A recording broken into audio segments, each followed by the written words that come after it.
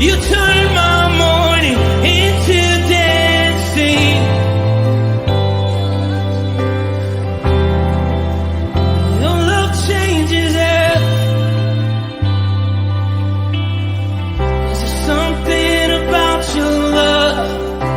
Something about your love changes everything. Changes everything. Something about your love. Something about your love changes everything. Changes everything. Something about your love. Something about your love changes everything. Changes everything. Something about your love. Something about your love changes everything. Changes everything. Something about your love. Something about your love changes everything. Changes everything. Something about your love. Something about your love changes every. You turn my mourning into dancing. You turn my mourning into dancing. You turn my mourning into dancing. You turn my mourning into dancing. 'Cause your love changes everything. Your love changes everything. You turn my mourning into dancing. You turn my mourning into dancing. You turn my mourning into dancing. 'Cause your love changes everything. Your love changes everything. Oh, there's something about your love. Something about your love changes everything in my body. Oh, something about your love. Something about your love changes everything. It changes everything. Something about your love. Something about your love changes everything. It changes everything. Something about your love. Something about your love changes everything. Changes everything. Something about your love. Something about your love changes everything. Something about your love. Something about your love changes everything. Changes everything. Something about your love. Something about your love changes everything. Changes everything. Something about your love. Something about your love changes everything. You turn my mourning into dancing. You turn my mourning into dancing. You turn my mourning into dancing. You turn my mourning into dancing. You turn my mourning into dancing. Something about your love. Something about your love changes everything.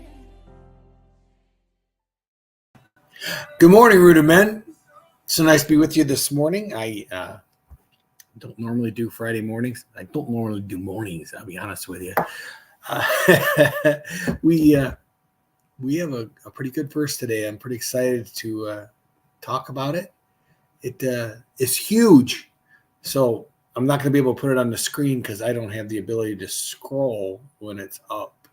I don't exactly know how they do it. It might be that he uses a split screen, but I'm not sure. But anyway, that neither here nor there. I have to read it and then we'll talk. I think what I'll do is I'll read the whole thing and then we can go through it and talk about it a little bit. Let's see who's with us first before we do that. We have Chuck B. Good morning, Chuck. Nice to see you. And we also have Ken Gooch. Pastor Tom is here. Chris Conley is here. And Bert Reggiani is here. Okay, here's the thing. Oh, look at that. There's Glenn. Holy mackerel. Okay, here's the thing. I'm looking at this. I'm seeing 1, 2, 3, 4, 5, 6, 7 guys. And the thing up on the top says 12. We have some people sneaking in and listening. I love that. But don't be afraid to comment because then maybe we make a new friend. But let me pull this down real quick. Anyway, so it's a beautiful morning, a little frosty out there. I was a little surprised when I got up. I saw the frost. I'm like, I thought winter was over. After last week, cold weather doesn't really mean much to me anymore. I don't necessarily care for it. So let's just get started. You ready? It's we're in Mark. Chapter 9, verses 14 through 29. It's a good long bit of scripture. So hopefully you guys cleared your whole morning. You know that I don't talk that long. So it says Jesus heals the boy with the unclean spirit. When they came to the other disciples, they saw a large crowd around them and teachers of law arguing with them. As soon as all the people saw Jesus, they were overwhelmed with wonder and ran to greet him. What are you arguing about with them? He asked. A man in the crowd answered, Teacher, I brought my son to you, who is possessed by a spirit that has robbed him of speech. Whenever it seizes him, it throws him to the ground. He foams at the mouth, gnashes his teeth, and becomes rigid. I asked your disciples to drive out the spirit, but they could not. You unbelieving generation, Jesus replied. How long shall I stay with you? How long shall I put up with you? Bring the boy to me. So they brought him. And when the spirit saw Jesus, it immediately threw the boy into convulsion. He fell to the ground and rolled around, foaming at the mouth. Jesus asked the boy's father, How long has this been like this? From childhood, he answered. It has often thrown him into fire or water to kill him. But if you can do anything, take pity on us and help us. If you can, said Jesus. Everything is possible for one who believes. Immediately, the boy's father exclaimed, I do believe. Help me overcome my unbelief.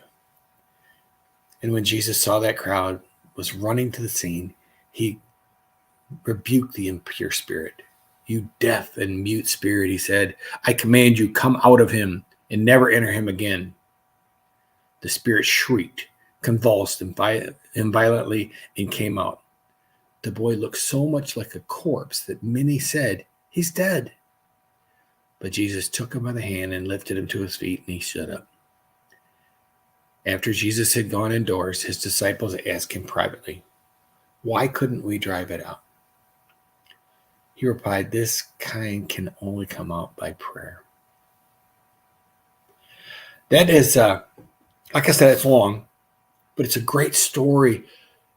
But there's so much in that story that we don't even read. It's not told, and it's not Jesus,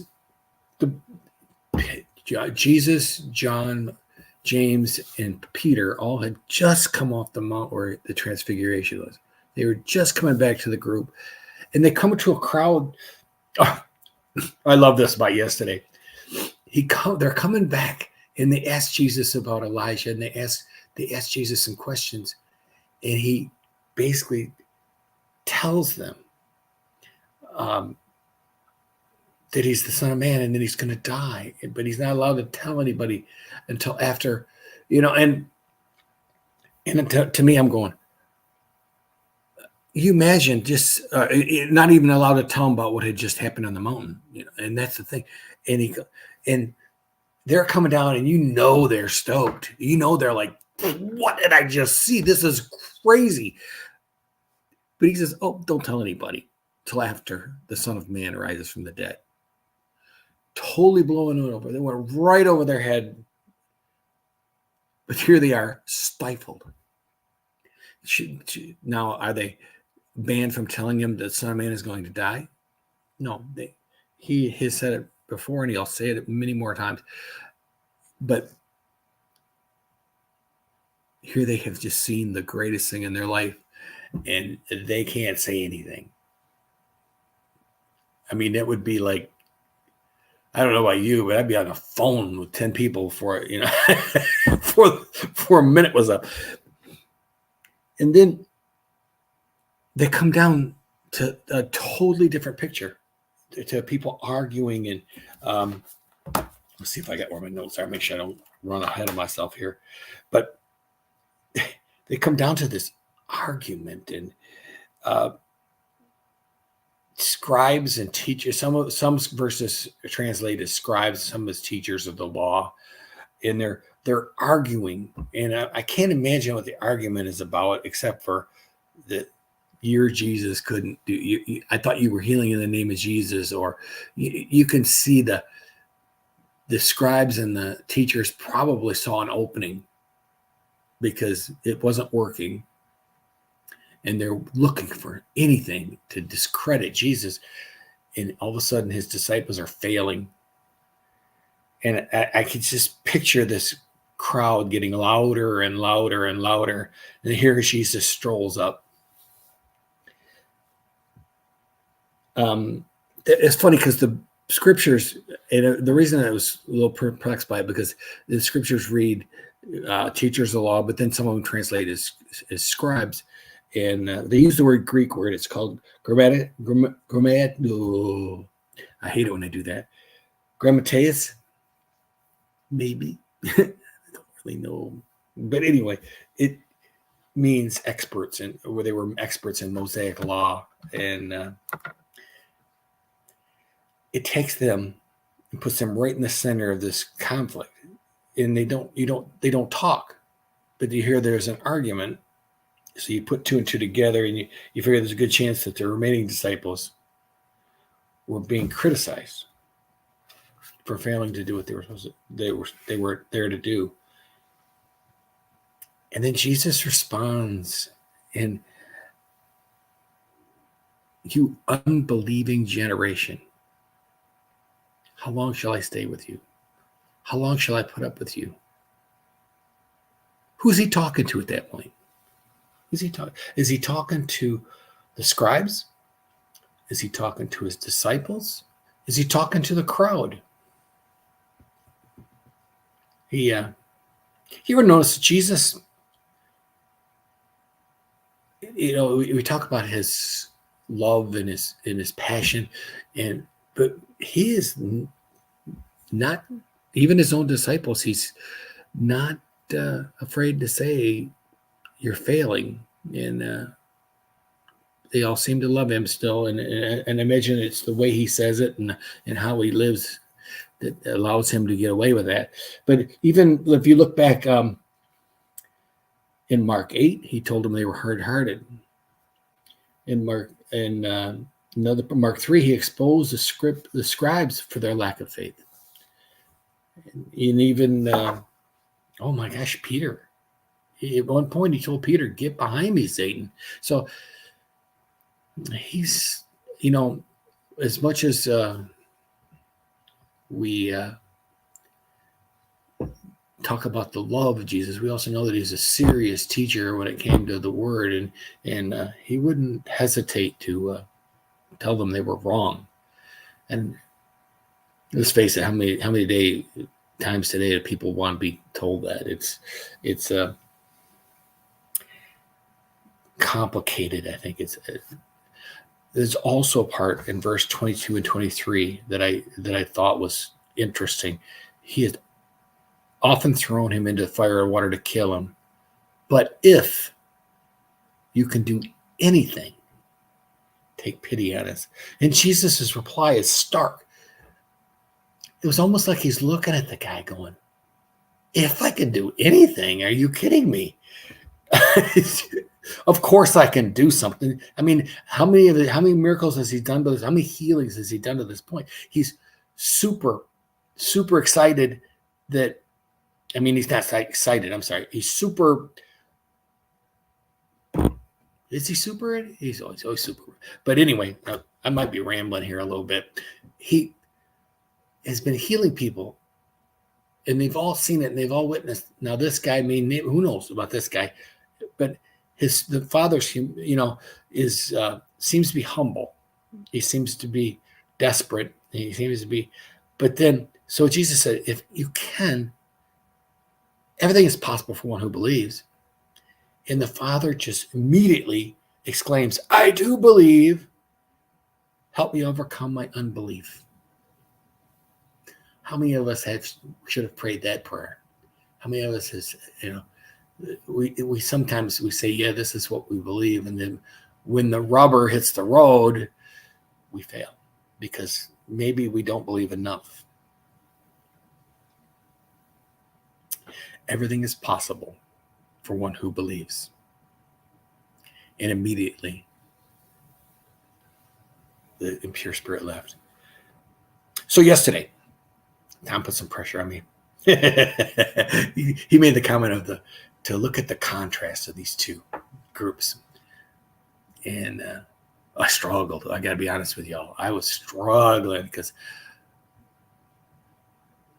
it was like I couldn't see it. I couldn't understand what he meant by contrast. We talked, and he helped me understand a little bit what he was trying to say. And hopefully I can do this justice. You never know with me. But anyway, I looked at the two groups. I put a column here and a column here. Peter, John, James, they witnessed the transfiguration. They weren't allowed to talk about it, but they witnessed it. And then they had seen Elijah and Moses. Ironically, they recognized them since they never were alive when they were alive. They just knew. Kind of a cool little part there that we never. Sometimes we read stuff and it just doesn't click. It's like, yeah, they recognized those two guys. They saw Jesus for who he was. And lastly, think about this. They're standing on a mountaintop. Fog comes in. And they hear the voice of God. They hear God say, this is my son. That changed them. That made them a different people. And then you go down the hill and you are looking at these 9 that are left behind. And they're in the middle of a scrum. I guess would be a good word for it. And here they are. So excited to see Jesus showed up. Just so excited to see, because they know he can fix. They know that he can fix or do whatever they can't do. The contrast, I think, is stark that Jesus is inviting all of his disciples to understand the power of God that's in each of us. And yet, I think Peter, James, and John have a pretty good idea now what they're talking about. The other disciples, they're still struggling with this kingdom. The things not working like they're supposed to. The people yelling at you instead of loving you. they also witnessed the crowd immediately run to Jesus. And a crowd that believed that Jesus could fix whatever it was. If we realize that that power's in each of us, think of us now, you and I, men that we go to work every day, or some of us go to work every day, not all of us. Anyway, we go to work every day, and sometimes we don't think about the power that's in us. We don't think about the fact that you can be involved in a prayer where somebody gets healed. You can be involved in a mission work that maybe changes somebody's life, or just a simple conversation in a store, or a home or a hospital bed that could maybe make a difference. God never asked us to cure the world's ills. He just basically told us to tell the world about what cures the world's ills. And I think if there's any lesson we can take from that, that's it right there. We need to bring that power and authority down from the mountain where it was that day, down to our everyday lives. And the 9 had the same experience. Would they have reacted the same way? Would they have struggled? Would they have doubted? We'll never know. But we have to take him with us when we go. That's what I got for you today. I hope it was okay. Not used to working on Fridays. And, after a great night at men's group on Thursday night, it's always fun. Let's see anything else. I saw some more comments. Thank you, Tom. I appreciate that. Oh, my. Haiti? Is that from Haiti? Welcome, for sure. Help me overcome my unbelief. To me, that's the thing that Father's. He would basically put everything right on the ground. He knows he's not perfect, and it's a very humble, very comforting answer. I think sometimes I think we get so caught up in how much we know that we don't look at what we are. We're rooted men. Remember that, boys. Well, that's what I got for you today. I hope it was a blessing to you. To be honest with you, I love doing this now. It's got to the point it was terrifying at first. But now it seems like nothing like studying for devotion that keeps the enemy away from your door. Try it. It's like a little blockade. Have a firmly rooted day, guys, and may someone see Jesus in you. Peace.